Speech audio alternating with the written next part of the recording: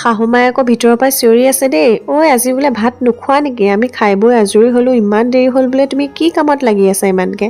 মই মাক কৈছোঁ আপোনালোকে বোলো খাই লওকচোন, মই এই যিটো কামত লাগিছোঁ নহয় বহুত সময় লাগিব, অলপ সময় লাগিব দেই, আৰু যিটো কাম কৰিছোঁ গোটেই ঘৰখনৰ কাৰণেই মই বোলো বনাই আছোঁ, খুব উপযোগী বস্তু এটা বনাই আছোঁ, তেনেকৈ ক'লোঁ মাক। তাৰপিছত কৈছে বোলে মই লাগি দিওঁ নেকি বাৰু, তেনেকৈ ক'লে। মই বোলো সেই নালাগে মা, আপুনি লাগি দিব নালাগে, তেনেকৈ কৈ পেলাই মানে আৰম্ভ কৰি আছোঁ দেই। আৰু এই কামটো কৰিবলৈ বহুত সময়ৰ প্ৰয়োজন হয়।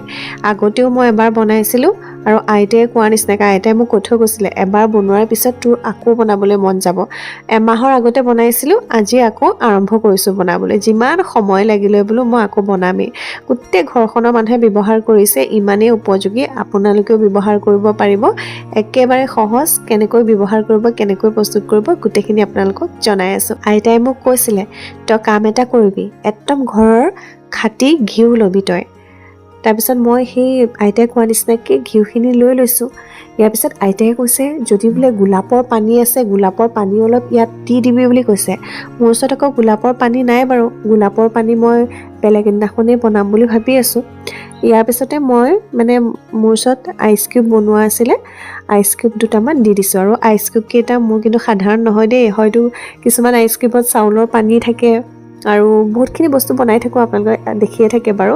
আৰু সেই আইচ কিউবকেইটা মই দি পেলাই এটা গিলাচ লৈছোঁ, গিলাচ লৈ পেলাই খুব ভালদৰে মিক্স কৰিছোঁ। আৰু যেতিয়া মিক্স কৰিম আপোনালোকে দেখিব মানে ঘিউৰ যিটো ৰং সলনি হৈ গৈছে, আৰু এটা ক্ৰীমলৈ ৰূপান্তৰিত হৈছে, দেখিছে আপোনালোকে।